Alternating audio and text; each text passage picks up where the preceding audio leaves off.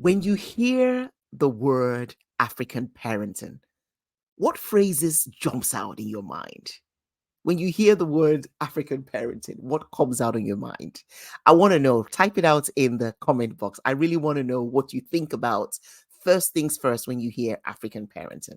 My name is Phinnah Chichi, and I am a family coach and a life coach for teenagers, young adults, and parents. I also call myself the bridge between parents and their teenagers and young adults. I am for peace. I am for respectful communication. I am for a beautiful relationship between our generation and the future generations. So, my question is on African parenting. When you hear the word African parenting, what comes out to your mind? Let me know in the chat box. I don't want to jump ahead of the game, and I just want to know what you have to say first about African parenting. Because if you're like me, I watch a lot of videos, and sometimes I see a lot of TikTok videos or Instagram videos or YouTube videos where a lot of young people are now coming out and saying how their childhood was, how traumatic their childhood was, how toxic their childhood it was. And it's a very, very important conversation to have.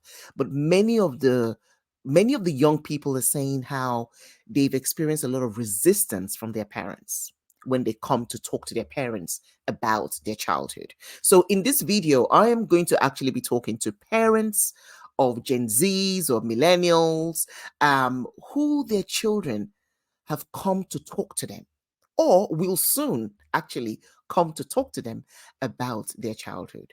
It's a very difficult conversation to have. So for your child to actually really be ready to actually come and talk to you about it, they've had to go through a lot of soul searching. How will they respond? How will my parents respond? How will my mom respond? How will my dad respond? They've had to go through a lot to come out to actually talk to you about their childhood. And I'm going to share three tips, but this is what I want to actually just kind of give as more of an introduction. Yeah, I'm a Gen X. I'm a Gen X mom. I've got three young adults and one teenager. And I know that even for me, growing up, let me just talk about my growing up a little bit. So I was born in London, UK, but we went back to Nigeria when I was about 6 years old after my dad died. And then I lived in Nigeria from then till I was 17. And then I moved back to the UK. So I've been in the UK since then. But my growing up was literally, those were my formation years, literally in Nigeria. And one of the things I remember very, very vividly was that I used to be shocked when adults used to when adults shouted at children. It used to take me a minute. Like, I used to ask myself, I say, is something wrong with this adult? And this didn't have anything to do with me being born abroad. It didn't really, because I had friends that were born abroad. Everyone just got used to it. Even my sisters, everybody got used to it. But I always used to question it. I always used to say, is this can be normal? It just cannot be normal. I used to question it, and up till today, I still question it. And then I used to have friends that used to say, "Oh, Chichi, it's because you're Ajebo. You're Ajebo. And Ajebo, it means it's something. It's a slang that just means someone that acts posh or acts like sophisticated." But I never saw myself as that at all, at all. I just used to question: couldn't these adults speak to these children in a normal way? I thought communication was, you talk to me, I listen, or I respond, and we go back and forth. That's what I understood communication to be, even up till now. So I didn't understand. My 6-year-old mind never got used to the fact that adults would shout at children. And I was so sensitive when I was growing up. And I used to cry. Just for someone shouting at me, I could go back late indoors and actually cry. You would think the person hit me. Because I used to feel so bad. I used to think, whoa, what did I do that was so bad for this person to actually shout at me? I equated shouting to not loving as a kid. I don't know about you, but for me, I equated that shouting, that beating, the punishments we used to get back then in school, I equated it to the people doing it not loving me. And so that means there were many people that didn't love me. And so no wonder my self-esteem was affected now that I'm even talking about it.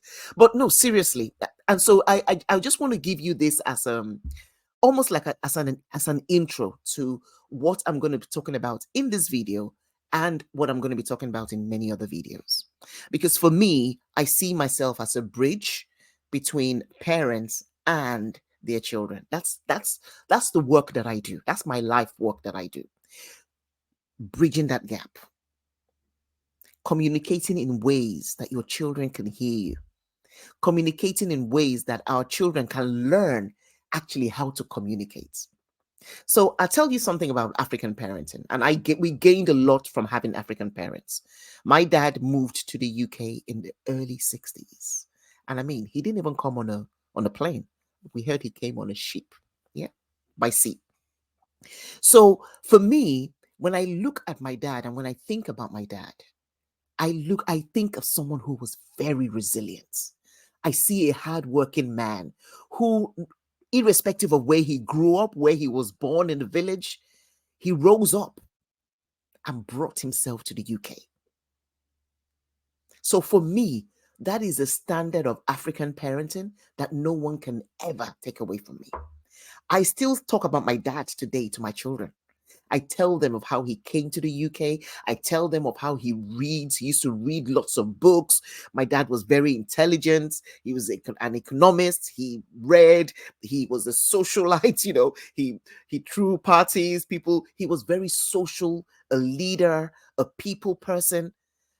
For me, that's what I see when I talk about African parenting. And he was just when I hear about him, or when I talk about him, I'm so motivated. I have a photo of him by my desk here.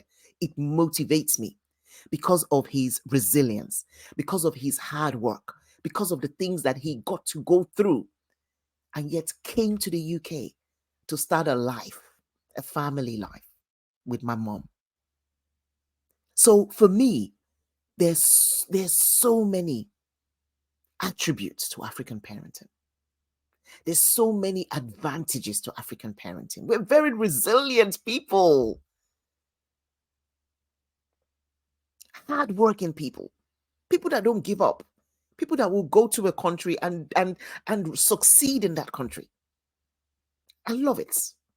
I love African parents. But here's one thing that we must also consider in African parenting as well.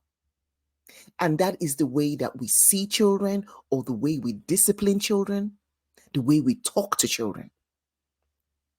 Those are the things I want us to look into, seeing how we can unlearn and relearn ways. And that's why I call this series Redefining African Parenting. Because there are many good qualities of African parenting. But it's important that we also address the not so good parts of African parenting. So when I see these videos on TikTok and YouTube and Instagram, and everyone's laughing, joking, it's got so many views, and everyone's saying, oh yeah, that's what happened to me. I remember when I was flogged. I remember when I was shouted at. I remember when I was called this name and called that name. And everyone's just laughing in the comment boxes, just laughing. Oh, I can relate. And everyone's laughing. Do you know what? I look at it and I'm like, oh my God, this is trauma. You're just looking at everyone rejoicing in trauma. I'm telling you. So I want to share 3 things that parents, especially my Gen X parents in my generation and the boomers, we need to talk about. Many children are approaching their parents and asking and talking to them, why did you do this when I was a kid? Because now a lot of young adults, they've had time to reflect on their lives, like, oh, that was abuse. Oh no, that was abuse. And a lot of young adults and young adults today, sometimes they struggle with it because they love you, but they're still thinking, but what you did back then was not right. I wouldn't do that to my child today. And this is where the conflict happens, because they're conflicted. They're like, I love my parents. They did a lot for me. They sacrificed for me. They did all this for me. But man, that stuff they did, that name she called me, that name he called me, These are things that are affecting the way I see myself today. And so many young people are coming up and talking. And it's not a trend. I saw another video where a fellow Gen X uh, lady on TikTok was saying, "Well, is this a trend? It's not a trend. It's many people realizing self-awareness is happening. That's what it is.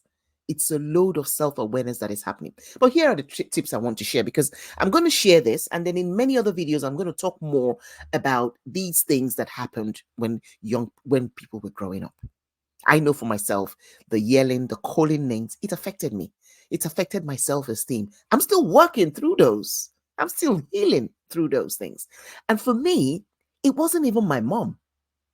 It was not my mom, because after my dad died, my mom was really on the, but it's not my mom. It was people that came to live with us. That's the key. The other people that we had around us, the teachers in school, the senior girls. These were so it's so vital. So here's the thing, and I want to start this video with this because I know that there are many parents here who their children have actually approached them and they've not responded in a great way, and so it's even caused more division. And there are some parents that are watching this that your children are yet to talk to you about it, but they're coming. They're actually going to talk to you about it. And so I want to share these 3 tips with you, please. Number 1, please listen without interruption. Let everything about your ego be packed to the side. Please listen without interruption. Your child has gone through a lot to actually step up and talk to you about it. So please be patient with them and just listen without interruption. That's number 1. Number 2, I would say, is listen without being defensive. Because you're going to feel that, oh my God, my parenting skills is being questioned, is being attacked. Oh, whoa, how dare they say this to me? Who are they to say this to me? Please pack that to the side for now. Let them share what it is that they need to share. Because I tell you something, if you interrupt them and if you go on the defensive, that conversation will end very abruptly and no one will gain from that conversation. So your listening in this area is very, very important.